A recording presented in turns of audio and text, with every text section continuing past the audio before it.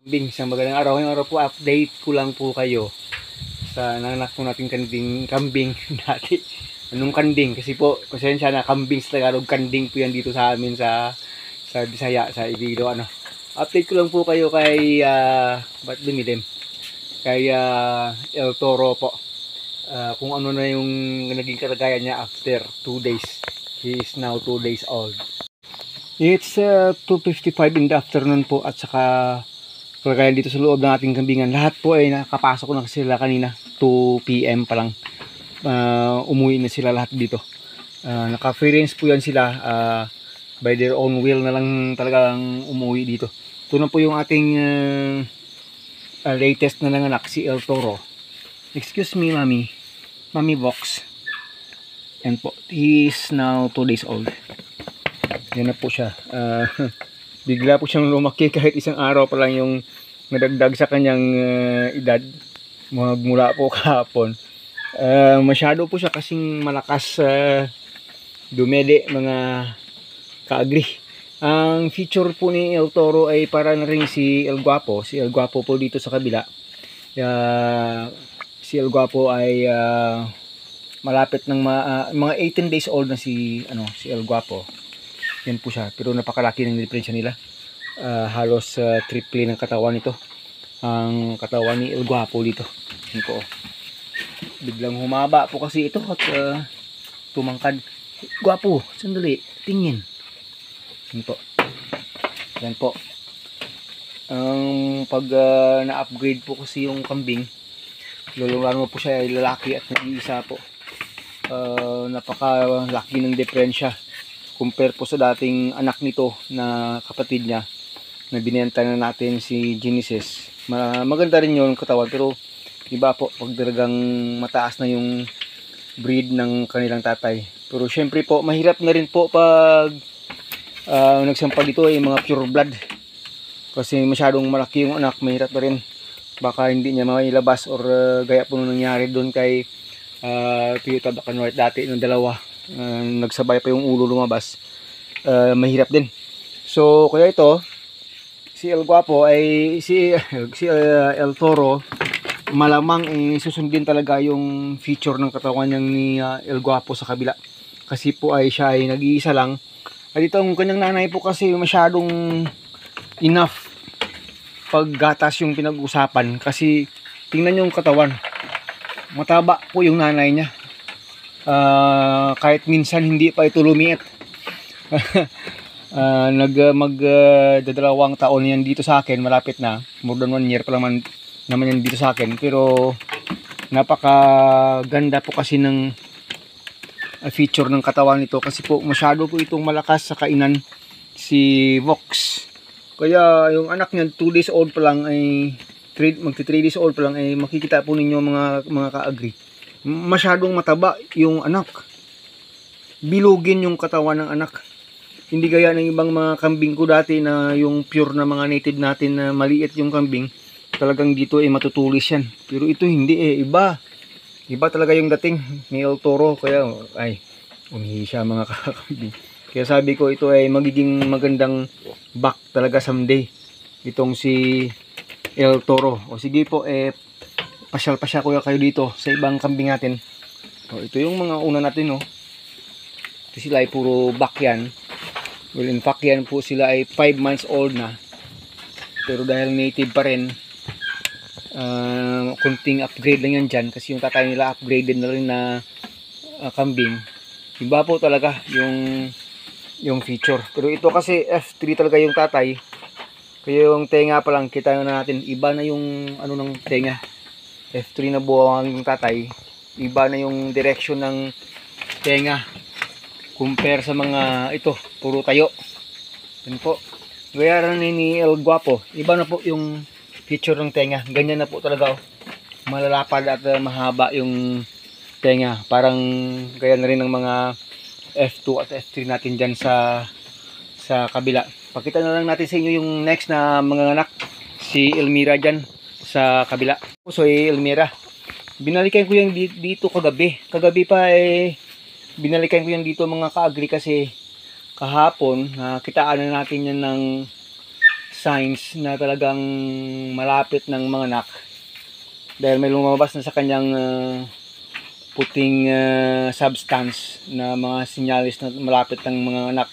Kaya nga kanina abang na abang ako, parang hindi pa rin natuloy. Sabi ko baka mamayang gabi, baka pagbalik ko dito bukas ng anak na yan or the other day pa. Kasi yung pinakamahaba na experience ko nung last year, pag may lumabas na sa kanyang white substance, indicator ng malapit ng mga anak, after 3 days na makita natin siya ng ganun, yung halos lahat natin kami, hindi nga 3 days yung maabot, yung iba 1 day lang, second days lang, pero yung pinakamahaba 3 days, mga anak po talaga ang kambing. Ito yung isa nating medyo muntik na ring mamatay ng nakunan. Dahil yan pumayat ng shadow, pero buti na lang napagapan natin ng tawag. Nagapan natin ng solusyon. Kaya medyo okay na siya. Ito yung hinintay ko na mag-hit. Hindi pa rin ito mag-hit si Marjof. Ganyan nakalaki yung mga anak ko. Yung mga anak malapit na rin yung mag-hit na rin. Baka mga 1 month to 2 months from now pwede na yung mag-hit yung anak niyang dalawa. Pero siya hindi pa nag-hit. Tingnan niyo po. Baka sabihin niyo buntis. Hindi po yan buntis. Sa katakawan lang yan sa kain, sa kakainom ng tubig na may molasses at asin. Grabe. Parang wala nang espasyo yung tiyan. Ang daming ininom tubig kahit na busog na ng pakain mula kanina sa labas. Ito naman yung mga F1 at F3 ng tatay. Ito naman yung atin na malamang by November. Pwede siyang manganak by November. End of November. Si number 55. We will see. Yan po yung katawan. Yan po yung itsura niya. Yung sabi daw nila native. Hindi native. Ang problema sa akin. Kayo na bahala. Number 55 yellow. Number 55 yung orange niya. Yan po. At itong ating mag 1 month na dito. Ay wala pa namang 1 month.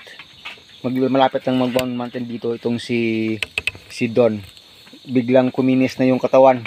Napakapayat po na nang dumating dito. Pero ngayon po, tingnan niyo po yung feature ng katawan. Shiny. Pagdating yun dito, parang may skin disease pa nga Pero ngayon po, wala na. Lumakas na po siyang kumain. Yan. At ito na yung muntik lang dedong magkapatid.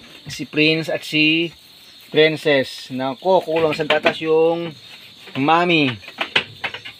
Nag-poster tayo kanina, hindi naman inubos. Ayan, bahala na si mami sa inyo kasi may dugong native na rin kayo. Pero tingnan nyo yung mga tenga nila Yan na po yung mga tenga nila. Dahil sa F3 na rin yung tatay nila. Pareho dun kay El Toro at saka kay El Pogi. Ito yung nanay nila medyo upgraded din ito. At itong si Abshag. Sabi ko buntis rin ito yata, pero nahirapan akong pagandahin yung katawan.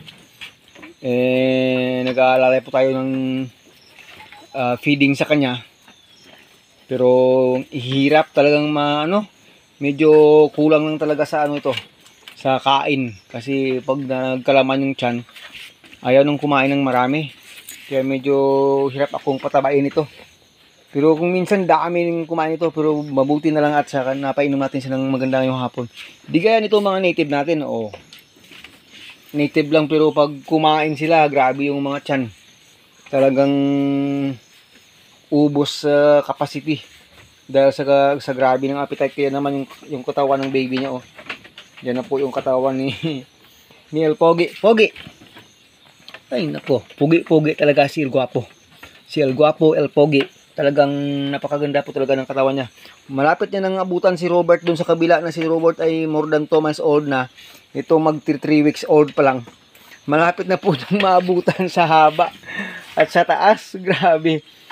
Biglang humaba po kasi ito. Ito kasi nang lumabas kasi mataba na kasi napakaiba yung kanyang tawag doon, stature ng katawan ng lumabas dahil sa nag-iisa siya at masyadong healthy yung nanay, kaya nang lumabas yung katawan, grabe mataba talaga. Cellphone yan. Oh, tingnan niyo naman yung katawan. Napaka-fine ng kanyang ng kanyang fur at napaka-shiny. Ayan.